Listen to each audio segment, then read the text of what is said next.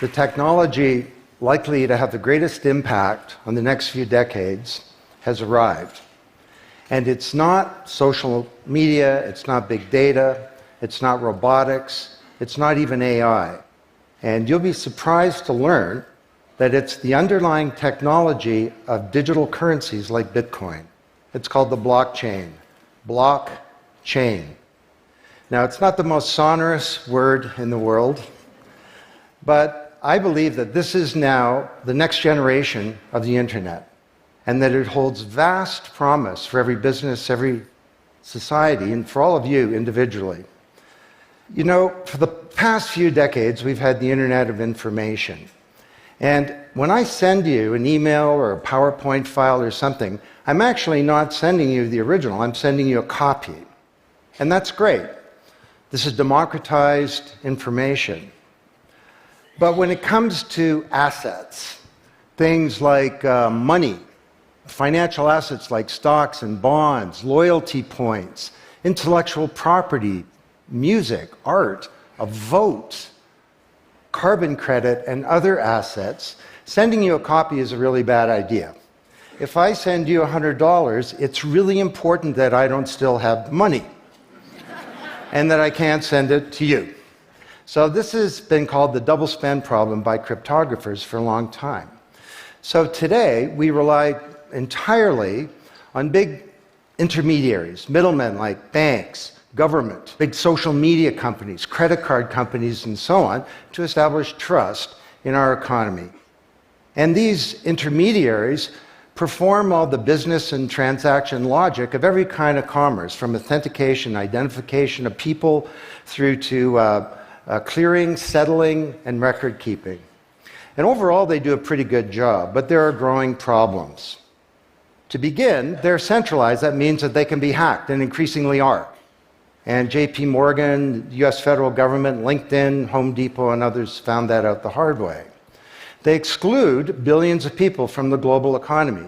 For example, people who don't have enough money to have a bank account.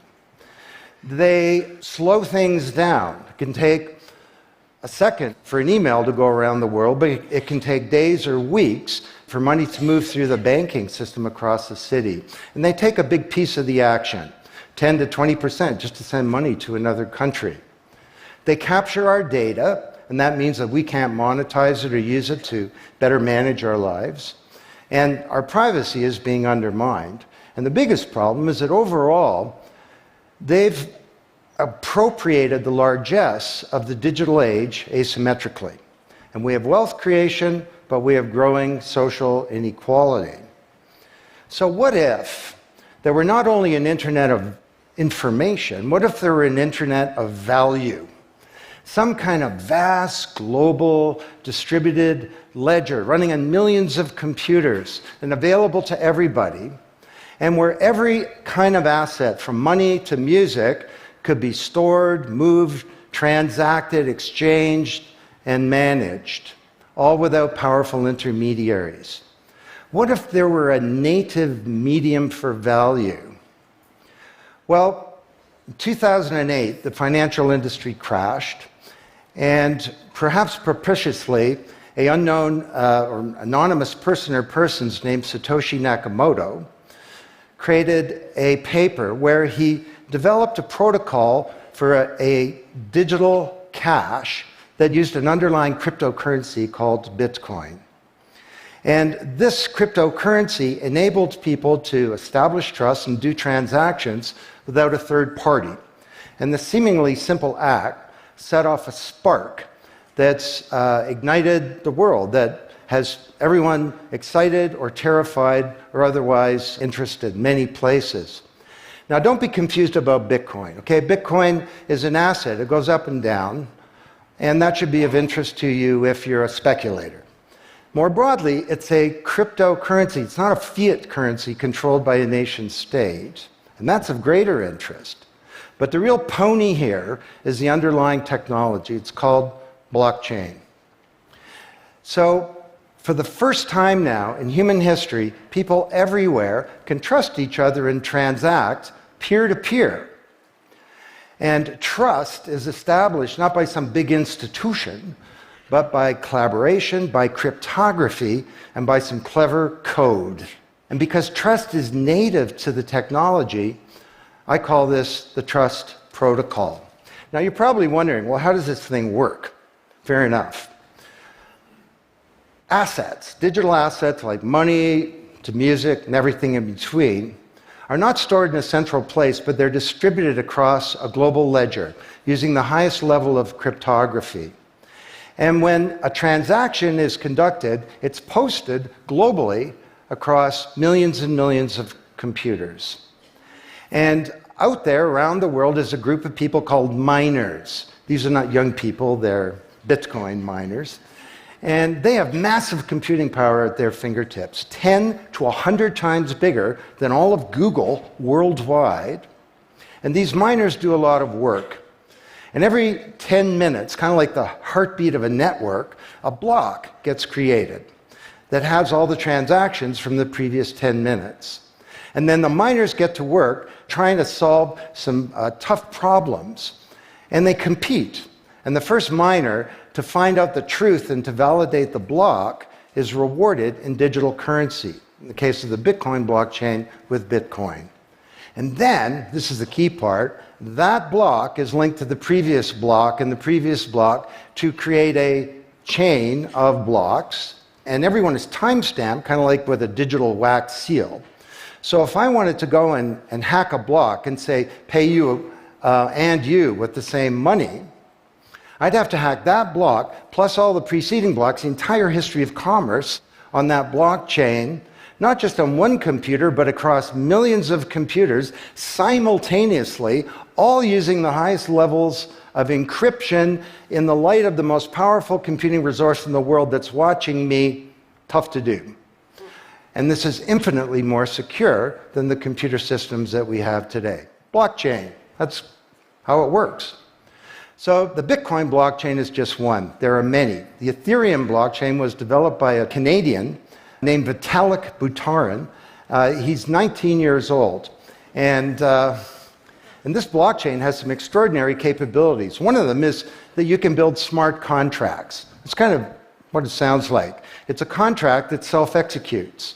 And the contract handles the enforcement and the management, performance, and payment. The contract kind of has a bank account too, in a sense, of agreements between people. And today, on the Ethereum blockchain, there are projects underway to do everything from create a new replacement for the stock market to create a new model of democracy where politicians are accountable to citizens. So to understand what a radical change this is going to bring, let's look at one industry, financial services. You recognize this? Rube Goldberg machine. It's a ridiculously complicated machine that does something really simple like crack an egg or shut a door. Well, kind of reminds me of the financial services industry, honestly. I mean, you tap your card in the corner store and a bit stream goes through a dozen companies, and each with their own computer systems, some of them being 1970s mainframes, older than many of the people in this room. And 3 days later, a settlement occurs. Well, with a blockchain financial industry, there would be no settlement because the payment and the settlement is the same activity. It's just a change in the ledger. So Wall Street and all around the world, the financial industry is in a big upheaval about this, wondering, can we be replaced, or how do we embrace this technology for success? Now, why should you care? Well, let me describe some applications. Prosperity. The first era of the Internet of information, brought us wealth, but not shared prosperity, because social inequality is growing. And this is at the heart of all of the anger and extremism and protectionism and xenophobia and worse that we're seeing growing in the world today. Brexit being the most recent case. So, could we develop some new approaches to this problem of inequality? Because the only approach today is to redistribute wealth, tax people and spread it around more. Could we pre-distribute wealth? Could we change the way that wealth gets created in the first place by democratizing wealth creation, engaging more people in the economy, and in ensuring that they got fair compensation. Let me describe 5 ways that this can be done. Number 1, did you know that 70% of the people in the world who have land have a tenuous title to it? So you got a little farm in Honduras, some dictator comes to power. He says, I know you got a piece of paper that says you own your farm, but the government computer says my friend owns your farm. This happened on a mass scale in Honduras, and this problem exists everywhere. Hernando de Soto, the great Latin American economist, says this is the number 1 issue in the world in terms of economic mobility, more important than having a bank account. Because if you don't have a valid title to your land, you can't borrow against it, and you can't plan for the future. So today, companies are working with governments to put land titles on a blockchain. And once it's there, this is immutable. You can't hack it. This creates the conditions for prosperity for potentially billions of people. Secondly, a lot of writers talk about Uber and Airbnb and TaskRabbit and Lyft and so on as part of the sharing economy. This is a very powerful idea that peers can come together and create and share wealth. My view is that these companies are not really sharing. In fact, they're successful precisely because they don't share. They aggregate services together and they sell them. What if rather than Airbnb being a $25 billion corporation, there was a distributed application on a blockchain, we'll call it Airbnb, and it was essentially owned by all of the people who have a room to rent.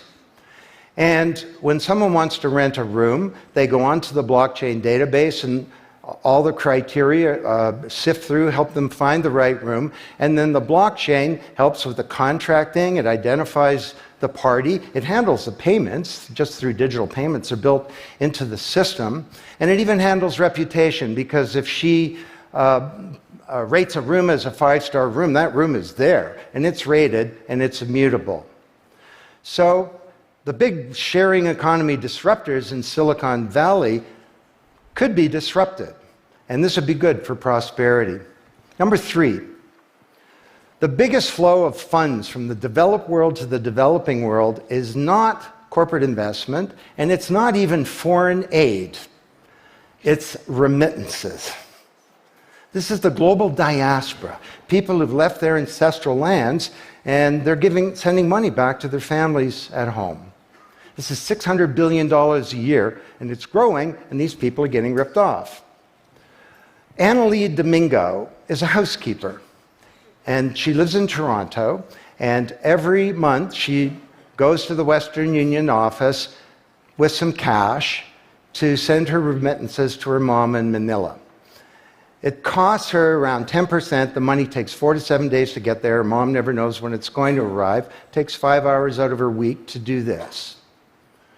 6 months ago, Annalie Domingo used a blockchain application called Abra. And from her mobile device, she said $300 went directly to her mom's mobile device without going through an intermediary. And then her mom looked at her mobile device, and it's kind of like an Uber interface. There's Abra tellers moving around. She clicks on a teller that's a 5-star teller. He's 7 minutes away. The guy shows up at the door, gives her Filipino pesos. She puts them in her wallet. The whole thing took minutes, and it cost her 2%. This is a big opportunity for prosperity. Number 4, the most powerful asset of the digital age is data. And data is really a new asset class, maybe bigger than previous asset classes like land under the agrarian economy or an industrial plant, or even money. And all of you, we create this data. We create this asset. And we leave this trail of digital crumbs behind us as we go throughout life. And these crumbs are collected into a mirror image of you, the virtual you. And the virtual you may know more about you than you do, because you can't remember what you bought a year ago or said a year ago or your exact location a year ago. And the virtual you is not owned by you. That's the big problem. So today there are companies working to create an identity in a black box. The virtual you owned by you. And this black box moves around with you as you travel throughout the world, and it's very, very stingy. It only gives away the shred of information that's required to do something. A lot of transactions, the seller doesn't even need to know who you are. They just need to know that they got paid. And then this avatar is sweeping up all this data and enabling you to monetize it. And this is a wonderful thing, because it can also help us protect our privacy. And privacy is the foundation of a free society. Let's get this asset that we create back under our control, where we can own our own identity and manage it responsibly. Finally,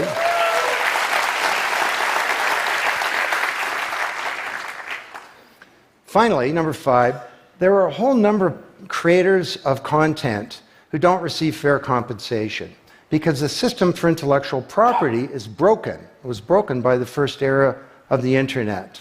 Take music. Musicians are left with crumbs at the end of the whole food chain. You know, if you're a songwriter, 25 years ago you wrote a hit song, it got 1 million singles, you could get royalties of around $45,000. Today you're a songwriter, you write a hit song, it gets 1 million streams, you don't get $45K, you get $36. Enough to buy a nice pizza. So Imogen Heap, the Grammy-winning singer-songwriter, is now putting music on a blockchain ecosystem. She calls it mycelium. And the music has a smart contract surrounding it. And the music protects her intellectual property rights. You want to listen to the song, it's free, or maybe it's a few microcents flow into a digital account. You want to put the song in your movie, that's different, and the IP rights are all specified. You want to make a ringtone, that's different. She describes that the song becomes a business. It's out there on this platform, marketing itself, protecting the rights of the author, and because the song has a payment system, in a sense a bank account, all the money flows back to the artist, and they control the industry rather than these powerful intermediaries. Now this is